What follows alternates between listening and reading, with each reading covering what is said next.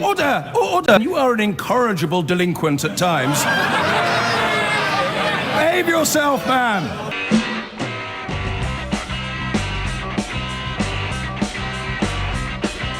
I've been going out with a girl. Her name is Julie. But last night she said to me... Alan is in Mildenhall, RAF country. What would you like to say, Alan? Yes, first I just want to say you're throwing in a lot of hyperbole in your speeches. And what I should be more like Donald Trump, shouldn't I? No, I'm not saying to be like anybody, but my point is that with the left and the right, you're going on about how Donald Trump... I know what I said, Alan. Tell me what you rang in to say. Well, the point is that the Conservative Party in America isn't blaming anything on the Mexicans, isn't blaming anything on any other race. What they're blaming it on, and the problems in America, is that the government is wasting our money. Well, we're talking about Donald Trump and his comments about Mexicans, about immigrants, about Muslims, all of these things, about the appeal of Donald Trump. I understand that. Yes. I understand that, but Donald Trump is not talking about cutting taxes on the rich on their income. He said last night that he'd cut corporation tax from 35% to 15%. Yes, corporation tax. And corporation tax is not income tax. No one mentioned income tax. That's the tax businesses pay to the state. No, I understand that, but Yes. corporation tax is what... He's also said he wants to cut income tax. No, he did not say that, actually. Not last night, but he has said that previously. No, he did not. He said he wants to cut corporation tax because in America, we have the highest corporation tax of one of the highest in the world for a developed nation. And that's a problem when you have jobs that are being shipped overseas because of that. And when you say that, like I'm a conservative, okay, and I'm very well off. What did you think of him saying, hang on a minute, when he said he didn't pay it, the only 2 years of tax returns that we've seen of his, he didn't pay any federal income tax. Hang on, Alan, you don't know what question I'm going to ask. He boasted about not paying it. He said he didn't pay any federal income tax because he was very smart. How does that help American workers? Okay, and now listen to my point. No, it's a question, Alan. How does that help American workers?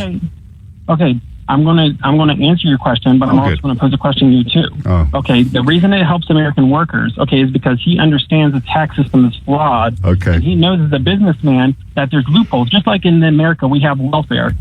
There is loopholes that allow people to get welfare. So him not paying taxes helps American workers because he understands loopholes. Let me finish my point, though. Of course, absolutely. Okay.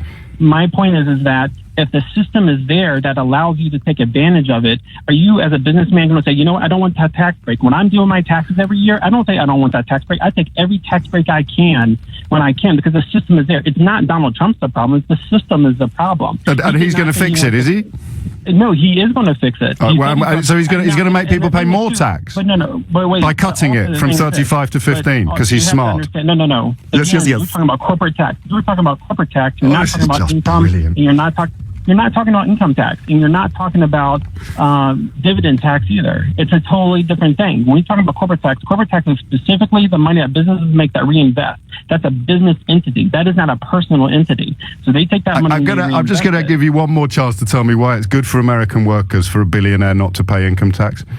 Again, you're speaking points. You're using hyperbole. I'm using hyperbole. Listen to this guy. Listen to this guy, and then we'll talk. No, hang on, Alan. We'll just listen to this guy talking about ISIS. Then we'll come back and talk about hyperbole. Actually, no. You can translate this for us. Let's listen to this. What does this mean? When you look at what ISIS is doing with the internet, they're beating us at our own game. ISIS. So we have to get very, very tough on cyber and cyber warfare. It is a huge problem. I have a son. He's 10 years old. He has computers. He is so good with these computers. It's unbelievable. The security aspect of cyber is very, very tough, and maybe it's hardly doable. What does that mean? Okay, what it means is that you're really going to have a go. Okay, no, let me finish. Please, okay, yes, because when you interrupted me, it does not allow me to prove. I'm just kind of giving you a charitable opportunity to withdraw, but you crack on. No, I'm not. I don't need to withdraw because the point is that in the United States, our security is flawed when it comes to cybersecurity. And he's saying that his son is very good with computer. He's trying to compare and making a contrast saying, hey, look, my son's already very good with computers. Right. And my son apparently so good with computers that he probably didn't get to the point, but he could himself maybe even hack into something. But we need to improve our security, which Hillary Clinton is not going to be good at, because you can see that she in herself has no idea. Is he saying? Did you just say he didn't actually make the point, but you think he might have been saying this while trying to explain to me what he was saying? Actually, I did not say that. You can play the bit over. I did not say that. I said he did not get to the point. So what was the point he didn't get to? That his son could fix cyber?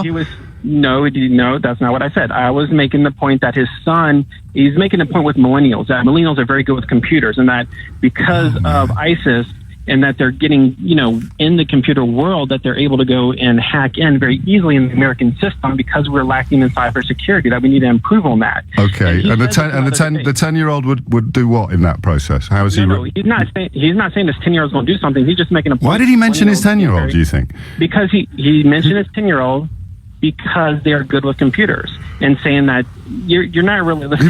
He was talking about ISIS. He was talking about ISIS, and he mentioned his 10-year-old son. Let's listen to another bit. You can translate another. Just pick it at random. I don't care. You have so many different things you have to be able to do, and I don't believe that Hillary has the stamina. As soon as he travels to 112 countries and negotiates a peace deal, a ceasefire, release of dissidents, an opening of new opportunities in nations around the world, or even spends 11 hours testifying in front of a congressional committee, he can talk to me about stamina. The world. When he said you have so many different things that you have to do, what was he talking about? He's, honestly, that point, it really has nothing to do with presidential debate so far as with the policy issues. Yeah, what was he talking about? It doesn't mean anything. What was he talking about? Bring up a policy issue. That doesn't matter. Okay, I'm late for the news. It's been an absolute pleasure and privilege talking to you, sir. It's 10:31.